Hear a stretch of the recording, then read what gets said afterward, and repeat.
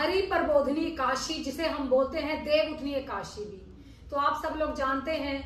कि देव उठनी एकादशी पर ही चातुर्मास का जो है वो समापन होता है, और देव शयनी एकादशी पर ही चातुर्मास, जिसे हम 4 मास का जो व्रत होता है चातुर्मास का, बहुत से लोग जो ज्ञानी जन हैं, जो आध्यात्मिक जीवन से संबंधित हैं, जो बहुत धार्मिक मर्यादा और मान्यताओं को जो है वो मानते हैं, परिपूर्ण करते हैं अपने धार्मिक कर्तव्यों को।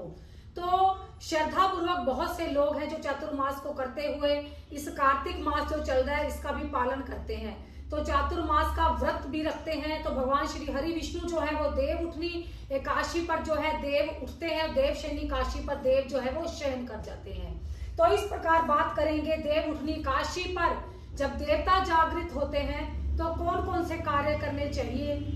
तो जिससे कि हमारा कल्याण हो। जय माता दी। हम बात कर रहे हैं हरि प्रबोधिनी एकादशी, देव उठनी एकादशी को लेकर। यदि कोई भी मनुष्य, किसी भी व्यक्ति ने कार्तिक मास जैसे चल रहा है, इसमें तुलसी जी का पूजन या आंवले का पूजन या श्री हरि विष्णु जी का पूजन करने में कोई सक्षम ना हो सका हो, तो वो मनुष्य हरि प्रबोधिनी एकादशी से लेकर कार्तिक पूर्णिमा तक लगातार नित्य ही इतने दिनों में जो है वो तुलसी के नीचे, तुलसी के पास देसी घी का दिया अवश्य जलाएं, और तुलसी दल लेकर, तुलसी की मंजरी को लेकर भगवान श्री हरि विष्णु जी के चरणों में अर्पण व समर्पण करें। यदि आपके घर में शालीग्राम है, शालीग्राम जी हैं, तो माँ तुलसी जी के साथ शालीग्राम जी को अवश्य रखें,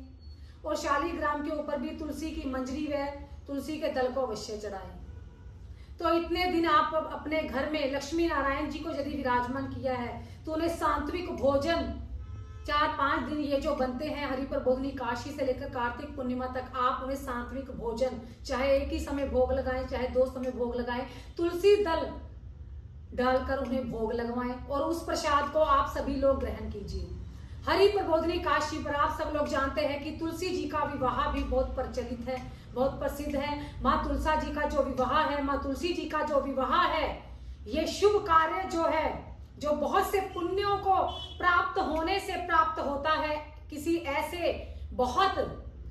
कर्मों के फलों के रूप में ऐसे मनुष्य को प्राप्त होता है। शालीग्राम जी के साथ माँ तुलसी जी का विवाह करने का सौभाग्य ऐसे परिवार को प्राप्त होता है। तो कहीं पर भी आपको यदि ये ज्ञान और मालूम हो, ये जानकारी कि तुलसी जी का विवाह शालीग्राम जी के साथ कोई भी परिवार करवा रहा है, या आप जानते हैं कि हर मंदिर स्थल में उस दिन तुलसी जी का विवाह शालीग्राम जी के साथ, जो भगवान श्री हरि विष्णु जी के स्वरूप हैं, उनका पूजन किया जाता है, विवाह किया जाता है। जोरों शोरों से, हर्षोल्लास से सभी भक्तजन मिलकर इस कार्य में सम्मिलित होते हैं। तो आपको भी ऐसी जानकारी यदि कहीं से प्राप्त हो तो आप इस कार्य में सम्मिलित हो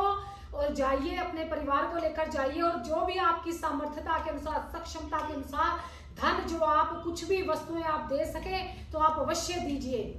तो ऐसा कार्य यदि आप करते हैं तो आपको बहुत से पुण्यों की प्राप्ति होगी। कोई ऐसा पुण्य जो आपका कहीं पर अटका हुआ है, जिसका फल आपको प्राप्त नहीं हो रहा, तो क्या आप जानते हैं जो कार्तिक मास में एक भी दिन श्री हरि विष्णु जी का पूजन किया जाए, माँ तुलसी जी के साथ, शालीग्राम जी के साथ, या केवल लक्ष्मी नारायण जी के साथ पूजन किया जाए, तो आपके बहुत से पुण्य हैं। जो कार्तिक मास ये वरदान के रूप में ये बल, ये शक्ति, ये सामर्थ्यता रखता है, जो कि साक्षात श्री हरि विष्णु जी का स्वरूप है। यदि आप चारों धाम करते हैं, सभी तीर्थ स्थलों का जो आप है, सभी तीर्थ स्थलों में जाकर आप माथा टेकते, सभी तीर्थ स्थलों को करते हैं, जो पुण्य आपको प्राप्त होता है उससे भी 100 गुना फल ये वेद शास्त्रों में, श्रीमद् भागवत जी में ये बताया गया है कि कार्तिक मास में श्री लक्ष्मी नारायण जी का, तुलसी जी का पूजन करने से प्राप्त होता है। तो आप इन 5 दिनों में हरि प्रबोधिनी एकादशी से लेकर कार्तिक पूर्णिमा तक ये कार्य अवश्य कीजिए, और आंवले का भी पूजन कीजिए, तुलसी दल को श्री लक्ष्मी नारायण जी के चरणों में चढ़ाएं,